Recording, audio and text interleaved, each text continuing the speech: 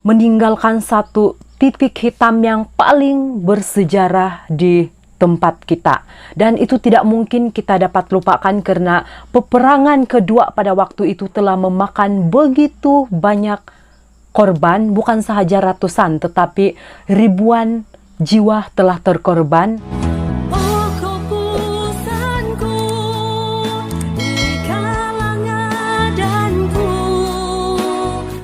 Oke, halo sahabat, bertemu lagi bersama dengan saya Ernestine Official, dan pada kali ini kita akan kembali lagi untuk membawakan cerita-cerita rakyat yang pernah melegenda di negeri Sabak satu ketika dahulu.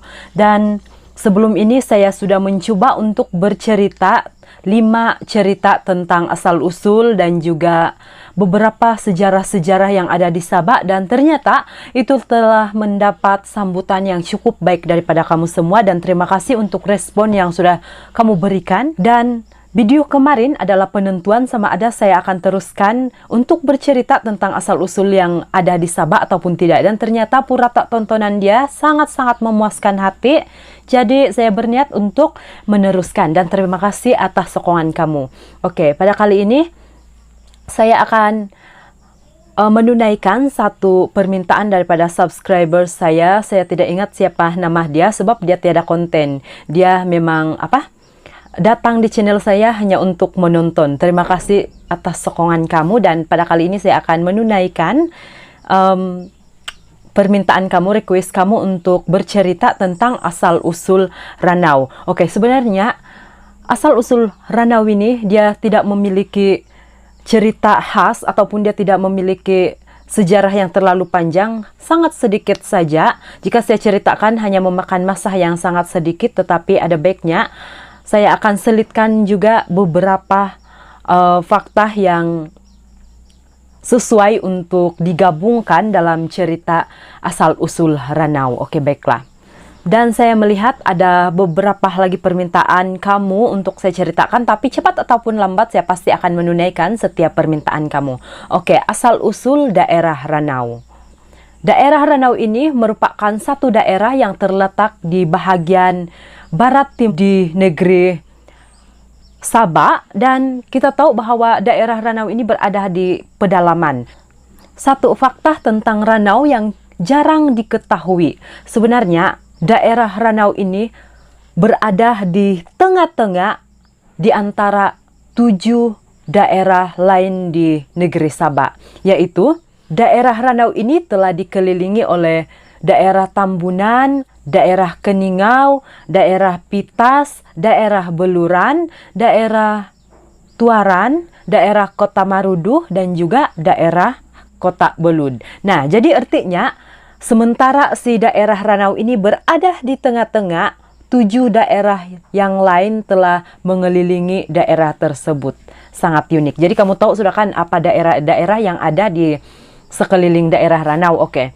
Sebenarnya nama Ranau ini telah diambil sempena satu nama Ranahon, di mana Ranahon ini bermaksud kawasan sawah padi. Ranahon ini adalah bahasa dusun. Kalau kita terjemahkan ke bahasa Melayu, dia bermaksud kawasan padi sawah. Nah, seperti yang kita tahu bahwa bentuk muka bumi di daerah Ranau ini adalah berbukit bukau dan sangat strategik untuk ditanam padi human dan juga padi bukit. Dan masyarakat di sana juga sangat terkenal dengan penanaman padi human dan juga padi bukit. Sebenarnya daerah Ranau ini adalah sebuah daerah yang memang sangat terpencil satu ketika dahulu dan berpenduduk sangat sedikit, sehinggalah semakin hari semakin berkembang pesat dan telah membina satu pentadbiran, sehingga akan mereka telah menggelar tempat tersebut daripada Ranahon ke Ranau. Mereka telah mengambil singkatan daripada Ranahon, tinggallah Ranau sahaja. Nah, jadi daerah Ranau ini telah diistiharkan menjadi satu daerah pada tahun 1960-an.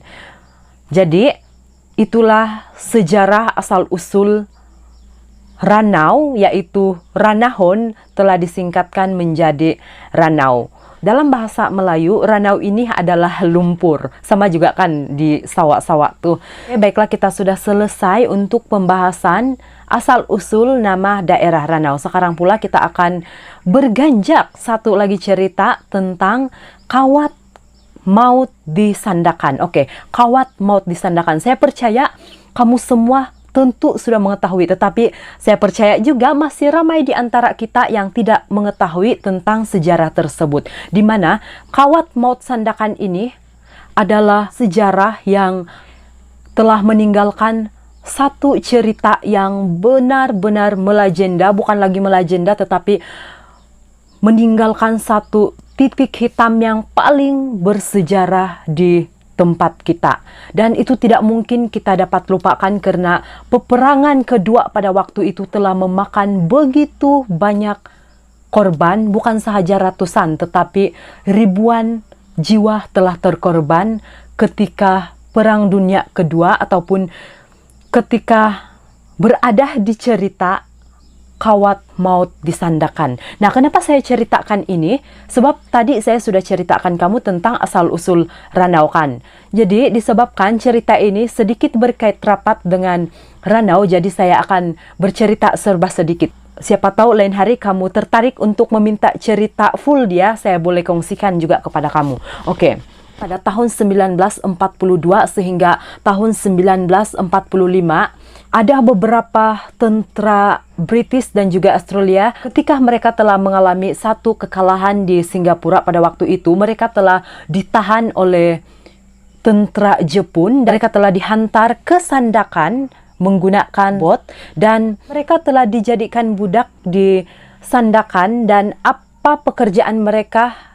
Pada waktu itu mereka telah disuruh untuk membina lapangan terbang di bahagian Sandakan, dan kita tahu bahwa pada masa itu adalah musim peperangan kedua. Bukan sahaja askar daripada British dan Australia yang bekerja pada waktu itu, tetapi rakyat Sabak yang lain ataupun rakyat yang berada di Sandakan pada waktu itu juga, mereka juga telah dijadikan hamba.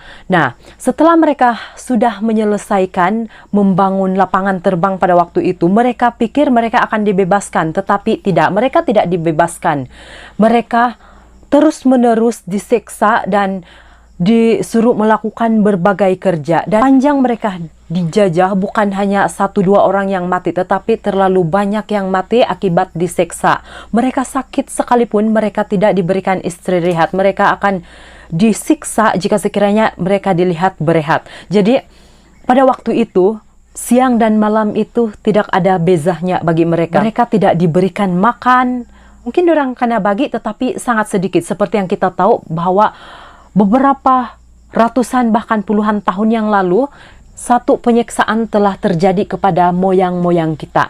Nah, seperti yang kita tahu bahwa peperangan kedua terjadi itu bermula daripada 1942, diceritakan di sana sehingga pada tahun 1945, dan Kapten Jepun pada waktu itu yaitu Susumi Hoshijima itu telah mengarahkan tahanan ataupun orang-orang kampung dan juga tentara British untuk berjalan kaki daripada Sandakan ke Ranau. Nah, kenapa saya ceritakan ini? Sebab dia sedikit berkaitan dengan Ranau.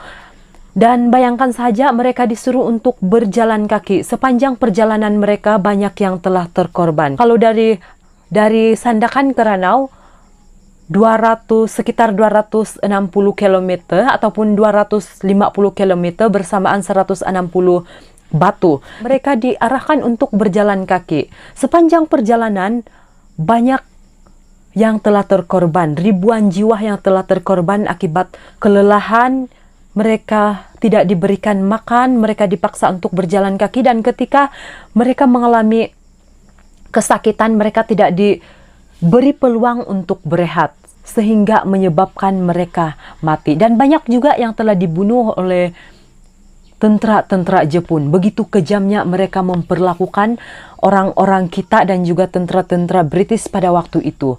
Nah, jadi sebenarnya kenapa dikatakan Kawat Maut Sandakan? Sebab mereka telah mengadakan satu perjalanan yang cukup panjang daripada Sandakan ke Ranau. Dan setelah mereka sampai di Ranau, di sanalah mereka juga telah diseksa, dan daripada beribu-ribu tahanan, hanya 6 orang sahaja yang terselamat melarikan diri, dan mereka lah yang telah memberikan kesaksian apa yang mereka rasakan selama penyiksaan mereka. Terlalu lama kan, daripada tahun 1942 sehingga ke tahun 1945.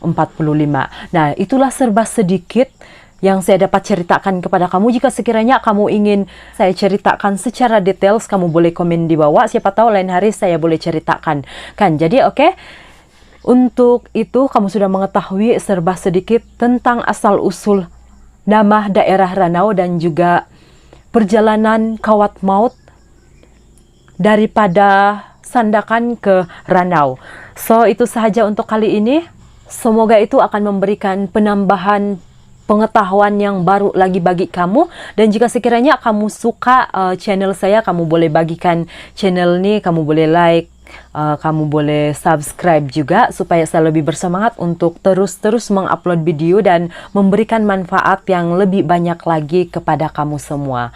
Oke, dan untuk itu jika ada cadangan kamu boleh komen di bawah juga. So, itu sahaja untuk hari ini. Kita berjumpa di video akan datang. Itu sahaja, bye-bye.